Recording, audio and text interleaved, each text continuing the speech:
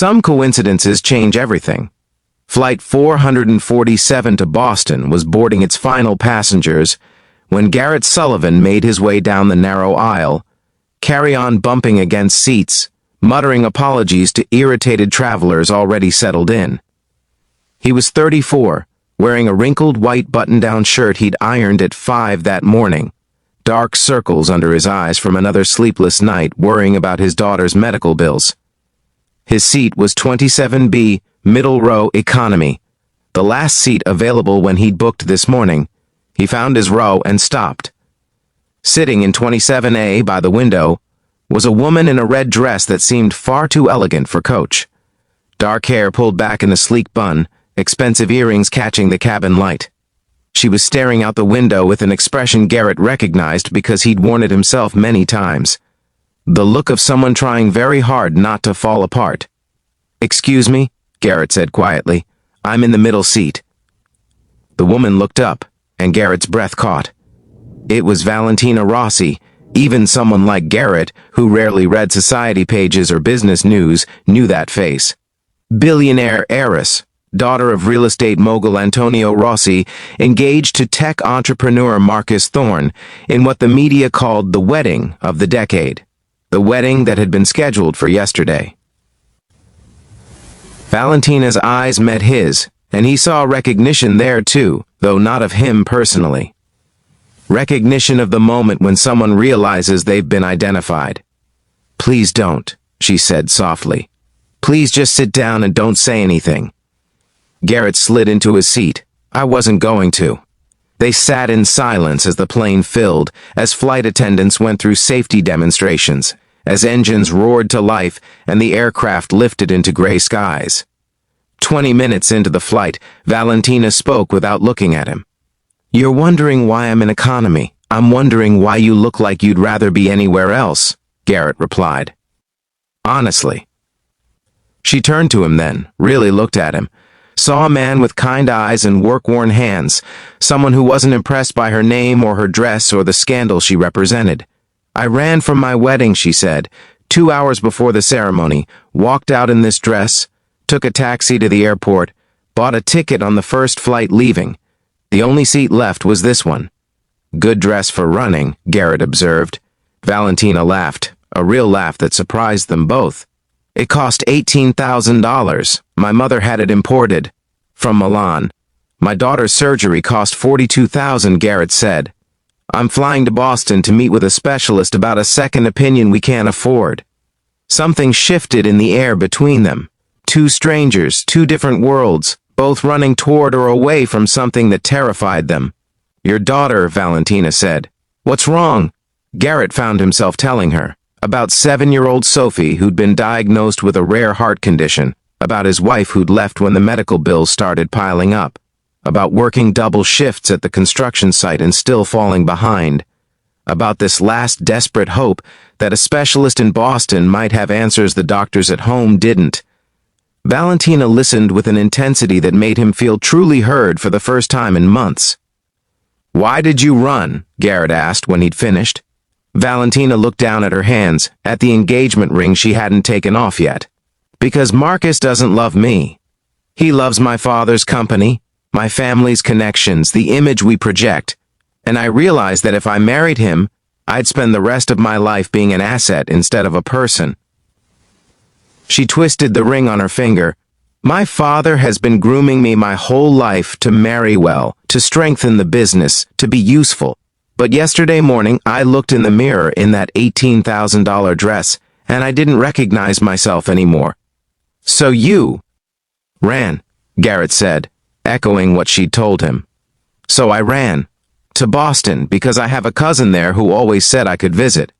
Because it was far enough away that maybe I could think clearly." The flight attendant came by with drinks. Garrett ordered coffee he didn't really want. Valentina asked for water. "Can I ask you something?" Valentina said after the attendant had moved on. "Do you think I'm selfish? Walking away from a man who wanted to marry me? From a life most people would dream of having?" Garrett considered the question seriously. "My wife walked away when things got hard. Left me and Sophie when the medical bills started coming in. I was angry about that for a long time. He paused. But walking away from something that's hurting you isn't the same as abandoning someone who needs you. You're not being selfish. You're being brave. Valentina's eyes filled with tears she didn't let fall. They talked for the rest of the flight. About Sophie's love of drawing. About Valentina's abandoned dream of being an architect. About the weight of expectations and the courage it takes to disappoint people in order to save yourself. When the plane landed in Boston, they stood together in the aisle, two people who had shared something honest in the anonymous space of flight. "I hope your daughter gets the help she needs," Valentina said. "I hope you find what you're looking for," Garrett replied. They should have parted ways there, gone to their separate lives, separate worlds, remained a strange and meaningful moment in each other's stories. But Valentina did something impulsive. "What's the name of the specialist you're seeing?" "Dr. Patricia Holbrook at Massachusetts General." Valentina pulled out her phone, made a call right there in the airport terminal. Garrett listened, confused, as she spoke with calm authority to someone on the other end. "Dr. Holbrook? This is Valentina Rossi. I'm calling about a patient you're consulting with today, Sophie Sullivan." Pause. "Yes, that's right. I'd like to establish a medical fund to cover all costs associated with her treatment, including the surgery and follow-up care." Garrett's mind went blank. "What are you doing?" Valentina held up a finger, still listening. "Excellent. Please send all billing to my personal accountant. I'll email you the details within the hour." She ended the call and looked at Garrett. "I'm doing something useful with money that was supposed to pay for a wedding I didn't want." "I can't accept that," Garrett said, even as hope and relief warred in his chest. "That's too much. You shared 3 hours of honest conversation with a stranger when you had every reason to recognize me and make this flight miserable," Valentina said. "You reminded me why I ran. You gave me permission to believe I wasn't being selfish." She smiled. "Let me do this, not because you need saving, but because your daughter deserves a chance and I have resources I'd rather use for something that matters."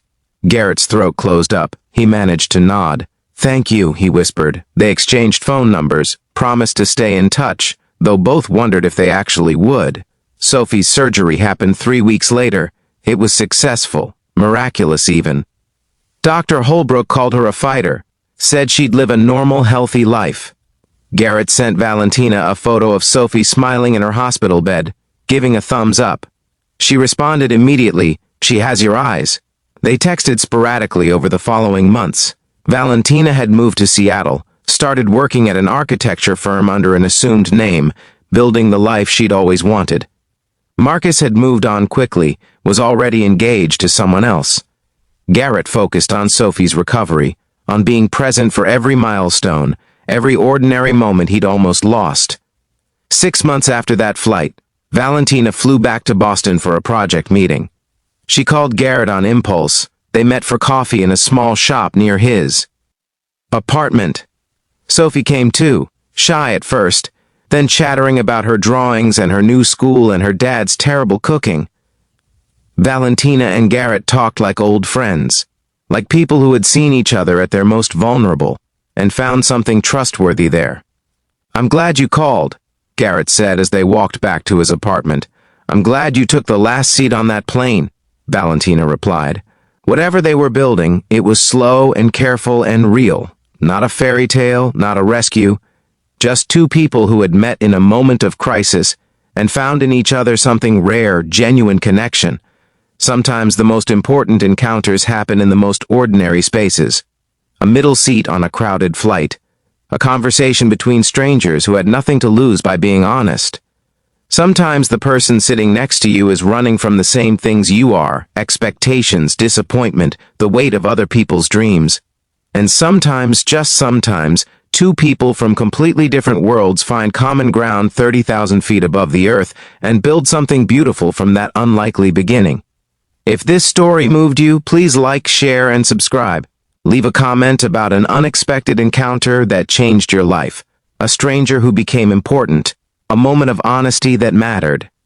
Sometimes the connections we least expect become the ones we most need.